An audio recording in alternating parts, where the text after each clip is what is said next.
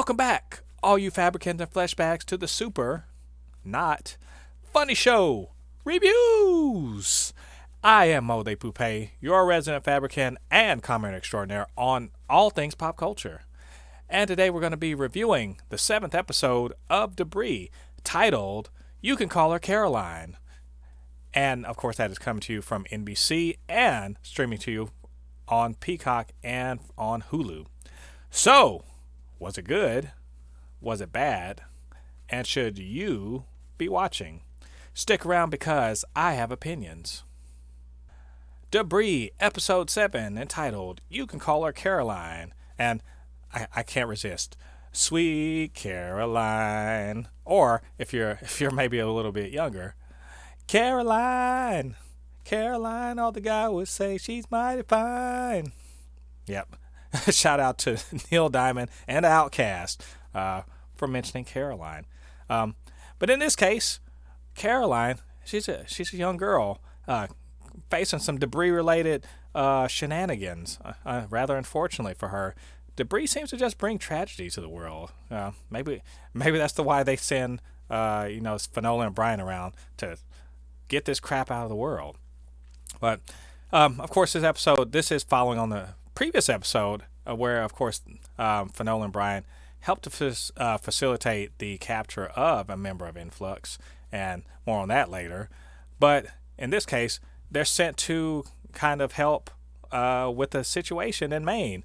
In particular, how a guy killed himself, and a woman takes some debris that he apparently has, and no one's the wiser. Everyone's frozen. No one's the wiser. So what's going on? Obviously, they have those little devices that measure whatever it is.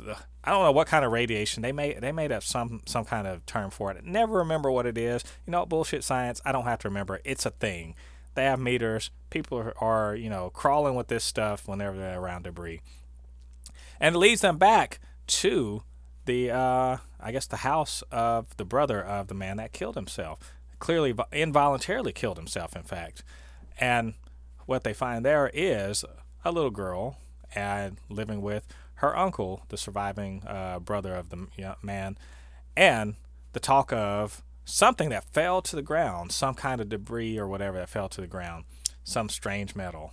Pretty straightforward stuff, right? But the question is, why did the guy kill himself, and why did all those people, freeze and not remember anything? It's a mystery, just equipped for Finola and Brian. But wait, there's more.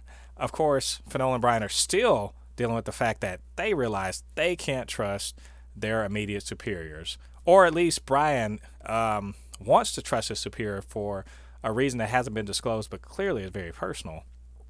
But it's clear that some kind of, covert operations, lying, all that other, intelligence agency stuff is going on between Orbital, the CIA, and MI6, who are all nominally working together to beat the Influx guys. To that end, Maddox is hard on about finding the Influx guys. And in fact, he gets down to some, I don't want to say he takes credit for some quote enhanced interrogation, aka torture techniques, to get some stuff out of people in during the Afghanistan and Iraq situations, and he has no problems with utilizing said very weird and very invasive techniques to try to get some information from the captured Influx agent. What's very interesting is he knows the guy won't talk. It doesn't matter. I got special secret alien tech that shows your brain patterns and makes it look like a real picture. Actually, that was really cool. I'm sounding sarcastic, but actually, it was actually very cool. Some real Blade Runner, sci-fi shit that I really like to see. Really cool. Maddox is he's cold-blooded, as he should be if he's in charge of all this stuff. At the same time, Finola's dealing with the fact that her sister calls and leaves her a code, basically that lets her know that, hey, some shenanigans are going back home, and we see that Ferris is also using using Finola's sister as sort of a way to, I don't know, feed misinformation or whatever. It's clear there's a lot of, mistrust all around, and it's not misplaced. And if Brian, when he goes and talks to Maddox, he discloses that MI6 and Finola knows about her dad, and and I was wondering when I watched that, oh God, man, come on, Brian, are you going back to why I didn't like you before you going and doing this crap behind Finola's back? But hey, my newfound like and respect for Brian is maintained because he went back and told her what he told Maddox and laid his cards on the table. And Finola's been, of course, up front this whole time. That they continue to improve, their relationship continues to improve in my eyes. I just like them a lot more now that they're up front. I don't like Scully and Mulder lying to each other, and I don't like Brian and Finola lying to each other. Who can they trust if not each other? But you know what? While all that's going on, they still got to solve the problem with the debris.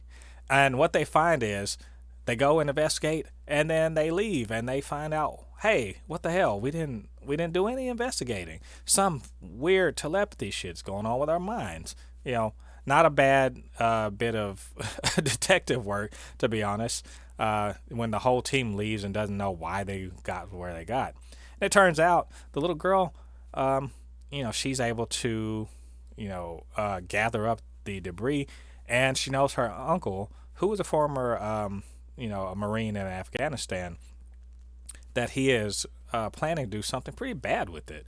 And she doesn't want to. She wants to tell Finola all about it. But, of course, the mind reading stuff, which is a byproduct of the debris itself, gives him the power to control people's thoughts.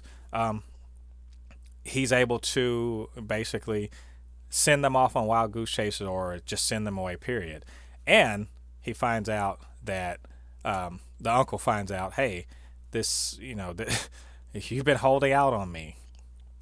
But before all of that, there's a final confrontation. But before all that, I think probably the highlight of the episode is when Brian sits down and really gets to hear what the uncle has to say about how he feels about having been a soldier.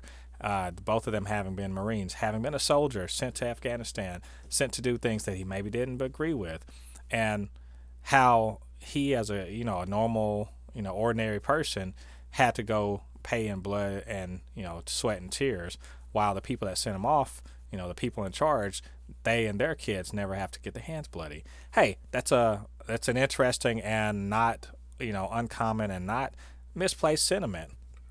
The idea that everyone should have a bit of skin in the game if you're going to go to war, and it's a surprisingly emotional and very kind of deep little conversation. And Brian sympathizing, empathizing, but also saying, hey, you can't just be doing bad things just because you can't be doing bad things in order to achieve your ends.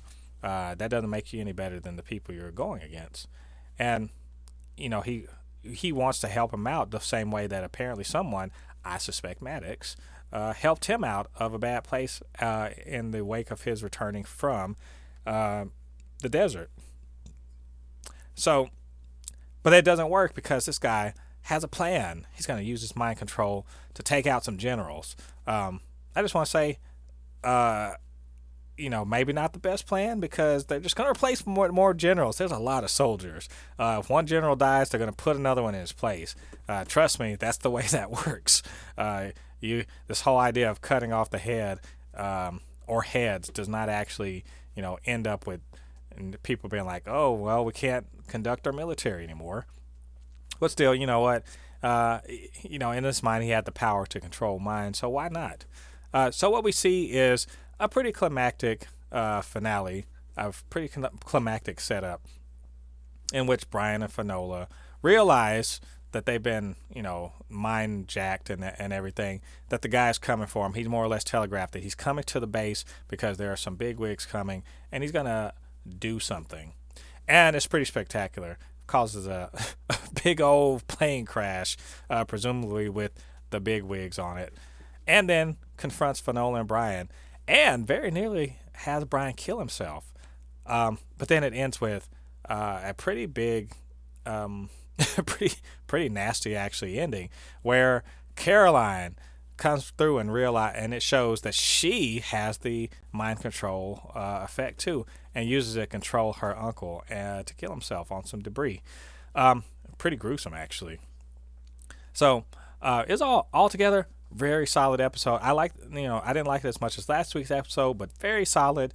More character development, an interesting plot of the week situation, very kind of creative use of telepathy and all that stuff, and also moving the whole conspiracy angle, moving all of that stuff forward. We still want to know more about Influx. What is about with all this infighting between MI6 and CIA and Orbital? Want to see more of that. It's very interesting stuff. And I'm going to give special shout outs this week to Jonathan Tucker, who did a pretty phenomenal job as Brian. Just the emotional weight really showing on his face as he listened to the uncle, and really tried to talk him down from what he was going to do. And also to the young lady, I don't know her name straight off, who played Caroline. She was really good.